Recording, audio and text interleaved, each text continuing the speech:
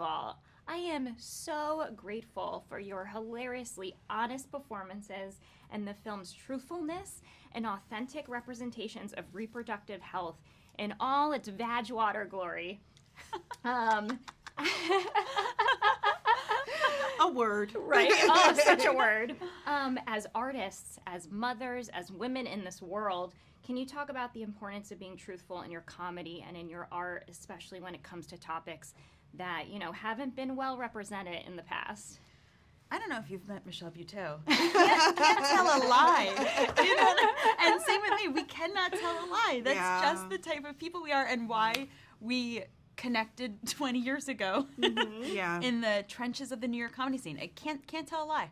Yeah. And, we, us and Pamela, we're like on set and we're realizing we all wrote and created and starred in our own shows, and that's kind of strange. And it's because, we I think the way that we make our art and the type of artists we are is like from within, and sometimes it hurts to bear those things, but then I think also some that can also promote healing for yourself and others, and it's just who we are, I think, as artists. Yeah, and comedy is such a beautiful platform to talk about hard things. And so when people say I can't say this and I can't say that, you can. It just has to be funny, and we have to learn something. We have to educate. Through love and laughter. So you can talk about hard things. It just has to be funny. And I feel like the truth is funny, right? Yes. I feel like in the past, it's always been the truth has been compromised because it doesn't fit in the plot or it doesn't have this device, and that's just not true. And we see movies like this that are just so truthful, that are excellent and funny and made me laugh and cry and heal and truly heal. So thank you. I think also today, as so many people are telling their stories to camera so constantly, it actually it's hard to match that or be ahead of that.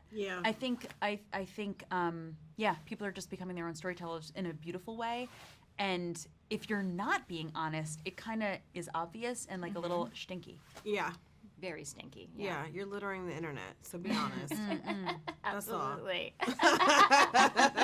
I also love that this film feels like a classic, nostalgic rom-com, but the love here is between these two best friends. In your opinion, how did framing the film in that way kind of give much-needed validation to sisterhood being just as important as romantic love? Coming from making Broad City, and Josh had written on Broad City, and also he and his writing partner, the late great Kevin Barnett, for whom this movie is made and dedicated to, we really come from a place of writing about being in partnerships with our friends.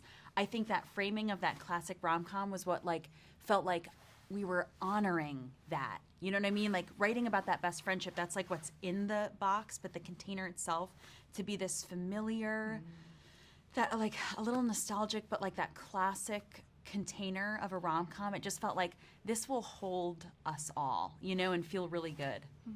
Yeah. Absolutely. Yeah, that's, it's beautiful. It's like wedding speech beautiful. I don't think we realize how important our friends are. Especially me as an only child, I call my friends my chosen family.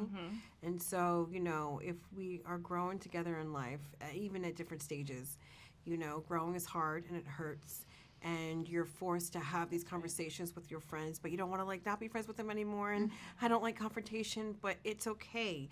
Growth is hard. It's meant to be, but you're better for it. And so, that's my most favorite. Well, there's a lot of elements about the movie that I love, but that also is chef's kiss. It's really beautiful. Well, that's my time. Thank you so much. Thank this you, was Meg. such a pleasure. So nice to meet you, girl. So nice to meet you. You are an absolute genius at being incredibly genuine and grounded in your prolific work, both in front and behind the camera.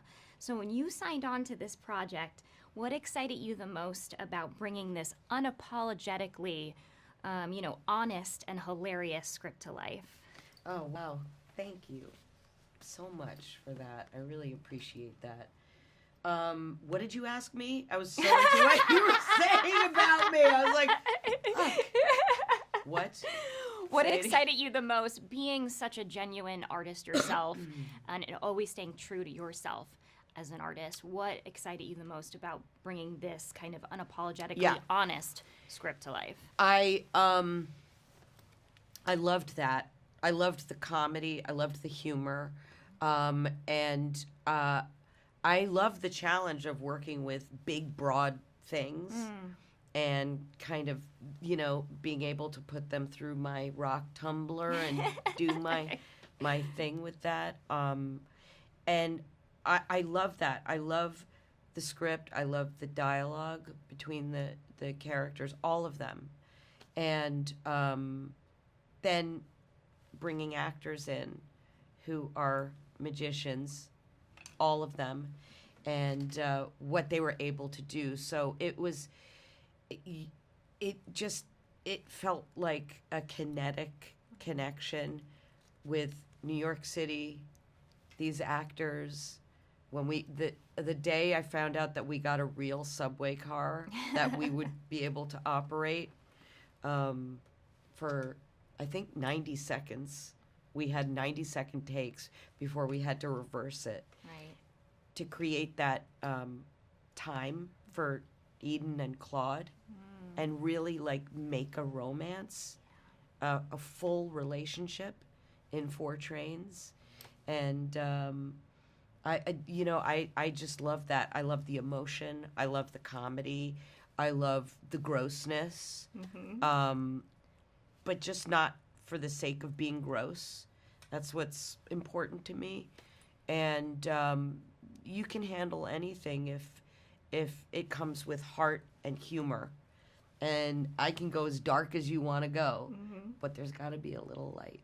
Absolutely. Yeah, you're so brilliant at mixing the dark and light of life and kind of creating space for both. And I was surprised at how I cried during this movie. I was cracking up and then I was crying, but I also think, and I was talking to the girls about this, that it's incredibly healing because we don't get to talk about all of this stuff, all of this that goes into reproductive health in all its glory, and like you said, it's like its grossness, its beauty, all of it, and it was freeing to watch.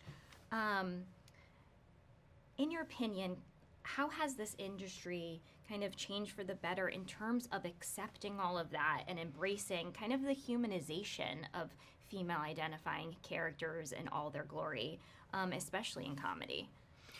Well, thinking about when I had my first baby, and I was doing, I think, 7 animated shows at the time, and there was no place for me to even pump my milk. And, I'd be in sessions with, all men, and I would go, oh, is anybody else's milk coming in? Because I would need to go. I would borrow people's offices so I could take care of myself or have to go to my car. It's a very vulnerable feeling. And I feel like there is more acceptance now.